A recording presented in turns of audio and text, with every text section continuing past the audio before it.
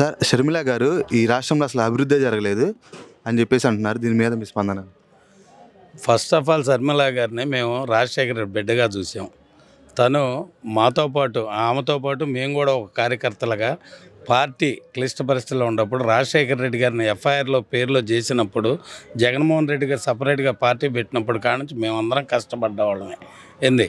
కానీ తన భర్త ఆలోచనలోకి వెళ్ళిపోయి ఏఎల్సీ ఆస్తులు దొబ్బాలని చూసినప్పుడు జగన్మోహన్ రెడ్డి గారు దానికి అడ్డుకట్టేశాడు.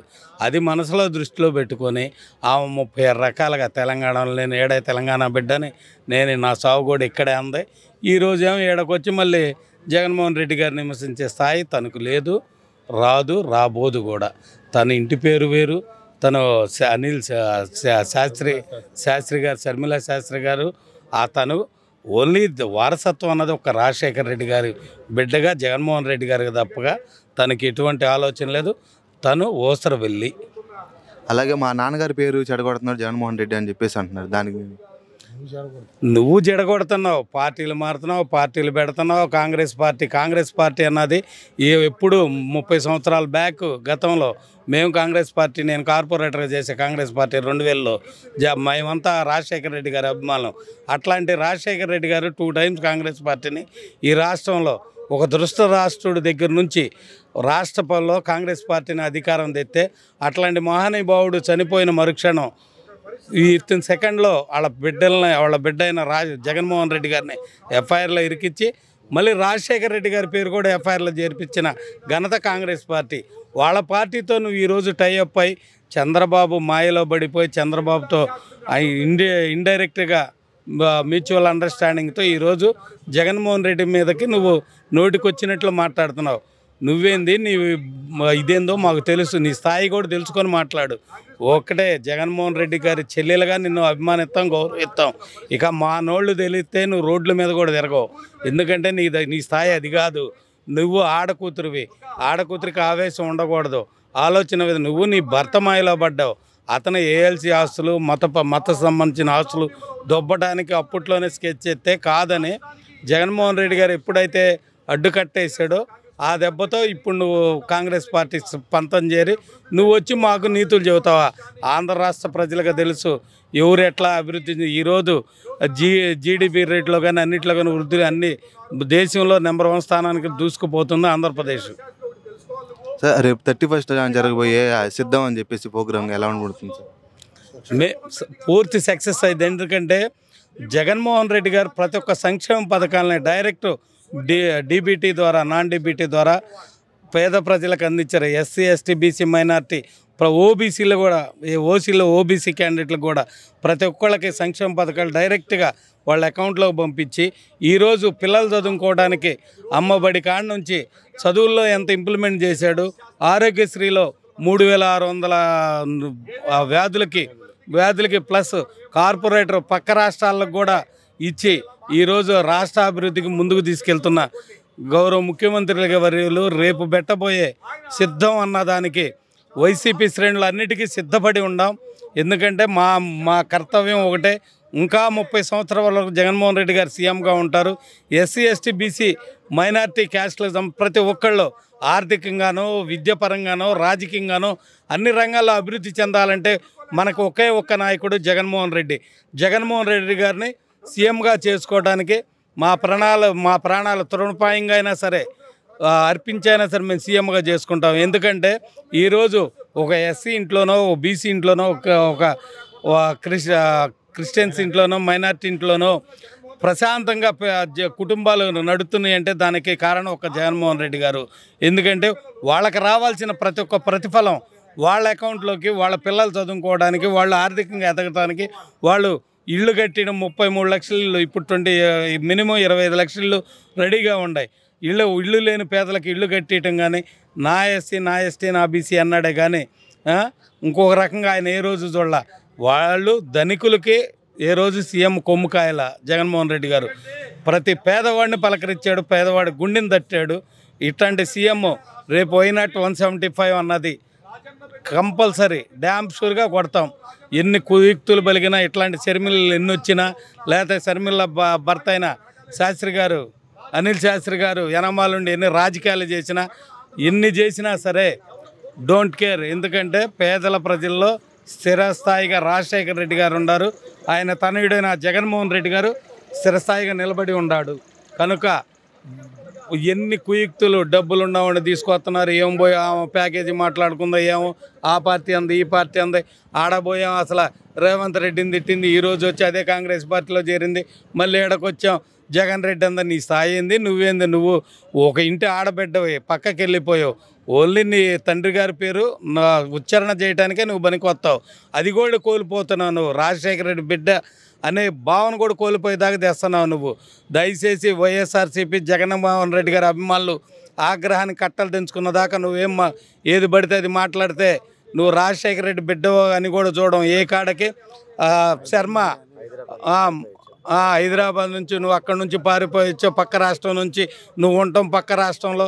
ఇక్కడికి వచ్చేదో ఈ ఆంధ్రప్రదేశ్ ప్రజలు పిచ్చోళ్ళే, ఏది పడితే అది వాగితే సరిపోయిద్ది అనుకోండి.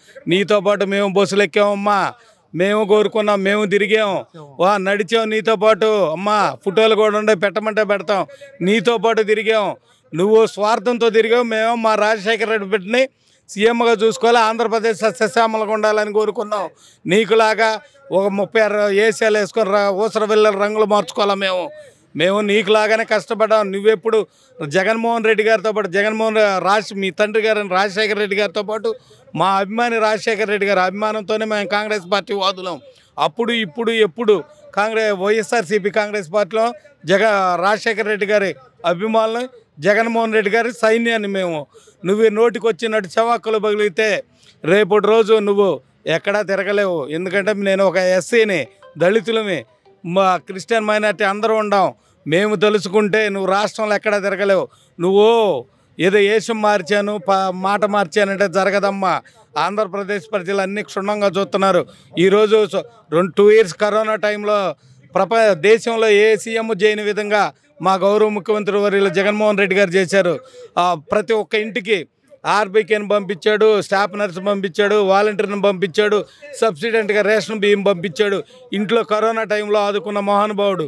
ఏంది అదే చంద్రబాబు లాంటివాడు అంటే 50 లక్షలు 60 లక్షల మంది చనిపోయేవాడు, పేదలే చనిపోయేవాళ్ళు. ఎందుకంటే అతను ధనికులకి వైద్యం అన్నది రమేష్ హాస్పిటల్లో, లేకపోతే నిమ్స్ భయంకరమైన హాస్పిటల్ అతనే కిరాయి తీసుకుని ఆడ బండ్రా మీరు అని ఆడ ధరిమేవాడు. ఈడ పేదలు అన్యాయంగా చనిపోయారు. కానీ ప్రతి పేదవాడి కష్టాన్ని గమనించింది.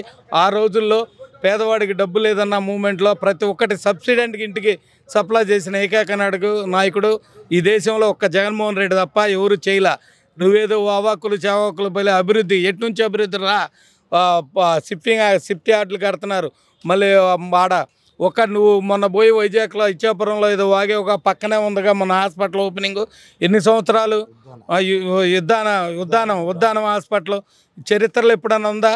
ఎంతమంది నాయకులు పరిపాలించారు? ఎప్పుడన్నా ఉందా? ఉద్దాన హాస్పిటల్ అనుకున్న పరంగా చేసి పారనొక్కాడు. చేసి అక్కడ ఉన్న పేద ప్రజలకు ఏంది పెరాలసిస్, పోలియో ఇట్లాంటి ఏమి రాకుండా ఏంది ఈరోజు కాపాడాడు. అభివృద్ధి అంటే ఏంది? నువ్వు ఆర్థికంగా, నీ భర్త ఆర్థికంగా ఏఎల్సీ ఆస్తులు దొబ్బటం, లేకపోతే ఇటుక కన్నాలు పెడతాం, ఇవి చేసుకుంటా పోతే అదే అభివృద్ధి. అభివృద్ధి అంటే ప్రతి పేదవాడు ఉన్నతమైన స్థానంలో అన్ని విధాల ఆర్థికంగా ప్లస్ విద్యాపరంగా, సంక్షేమ పరంగా అన్ని విధాల వాళ్ళు అభివృద్ధి చెంది అప్పుడు అభివృద్ధి అంటే ఏదో నువ్వు అభివృద్ధి చెందదు, నువ్వు పోయి ప్యాకేజీలు తీసుకోవటం, ఆడు చంద్రబాబు యొక్క మాయలో పడిపోయి నువ్వు రాజశేఖర రెడ్డి ఫ్యామిలీని అనే స్థాయివా? నువ్వు మ్యారేజ్ అయిపోయింది, నీ ఇల్లు మారింది, నీ పేరు మారింది, నీ ఇంటి పేరుతో సహా మారిపోయింది. నువ్వు రాజశేఖర రెడ్డి బిడ్డవే అంతే. రాజశేఖర రెడ్డి గారు కానీ అతను రాజశేఖర రెడ్డి గారు ఉన్నంత నువ్వు రాజశేఖర రెడ్డి గారి వారసుడు, తనయుడు జగన్మోహన్ రెడ్డి గారి గురించి నువ్వు పిచ్చి ప్రలాపన మాట్లాడుతున్నావంటే నువ్వు ఎవరి మాయలో ఉండవో ఆంధ్రప్రదేశ్ ప్రజలు మొత్తం గమనిస్తున్నారు. మరిసుమల్లి అనిల్ శర్మల శాస్త్రి గారు దయచేసి నోరు అదుపులో పెట్టుకో. అదుపులో లేదనుకో మాకు వచ్చే ఏందో తెలుసుగా. ఒక ఎస్సీ ఎస్టీ బీసీ మైనార్టీలకు వచ్చే పురాణాలు చాలా ఉన్నాయి, అంతదాకా తెచ్చుకోవద్దు. మేము కూడా ఏంది రాజశేఖర రెడ్డి అభిమానులమి, జగన్మోహన్ రెడ్డి గారి సైన్యము, విజయమ్మ తల్లి అభిమానులమి. మేము తొందరపడితే నువ్వు ఎక్కడా కూడా మీటింగ్లు పెట్టలేవు, మా పూతు పురాణాలు నువ్వు వినలేవు. దయచేసి జగన్మోహన్ రెడ్డి గారిని గౌరవ ముఖ్యమంత్రి గారిని ఏదో తూచి ఏది పడితే అది నోటికి వచ్చినట్లు మాట్లాడితే నువ్వు చాలా ఇబ్బంది పడతావు ఆంధ్రప్రదేశ్లో. అది అది ఒక్కటి గుర్తుపెట్టు. వైఎస్ఆర్సీపీ కార్యకర్తలు ఎవరు ఒప్పుకోరు. ఇదేంది ఆఖరికి జగన్మోహన్ రెడ్డి గారు మాట్లాడొద్దన్నా సరే మా తిరుగుబాటు వచ్చిందంటే ఆమె ఎక్కడా తిరగదు, చచ్చిపోయి. ఎవరన్నా సిగ్గుందా? నువ్వే చెప్పావు అందరికీ. రాష్ట్రం మొత్తం తిరిగి మయ్యని ఎట్లా ఇరికిచ్చాడు, మన్నని ఎట్లా ఇరికిచ్చారు, కాంగ్రెస్ పార్టీ పాత్ర ఉంది, చంద్రబాబు గారి పాత్ర ఉంది అని నువ్వే చెప్పావు. నువ్వే చెప్పి అందరికి చెప్పి ఈరోజు వచ్చి మా జగన్ అన్న అది మాకు అది చేయలే, ఇది ఏం చేయాలి? ఏఎల్సీ ఆస్తులు మీ ఆయన తెంగుతుంటే చూస్తూ ఉండాలా క్రిస్టియన్ ఆస్తులు? దానికి నీకు అన్నిటికీ సపోర్ట్ చేయాలా? నువ్వు పడే మిడిమాడులు తనాలన్నిటికీ ఇక్కడ రాష్ట్ర ప్రజలను బలిపశువులు చేసి ఇక నీకు అన్నీ చేయాలా? మీ ఆయనకి నీకు ఏం చేయాలమ్మా? రెచ్చిపోతున్నావు. ఏం నువ్వెంత కష్టపడ్డావు, మేము అంతే కష్టపడ్డామమ్మా. ఓన్లీ రాజశేఖర రెడ్డి బిడ్డ కానీ నేను అభిమానిస్తాం, అది కూడా పోదింకుంటున్నావు. ఎందుకు అంత దాకా రావద్దు. వచ్చే మాత్రం నువ్వు ఎందుకు పనికిరావు. సార్ జగన్మోహన్ రెడ్డి గారు పక్కా గెలుస్తారంటారు? పక్కా why not 175. 175 sir. Why not 175.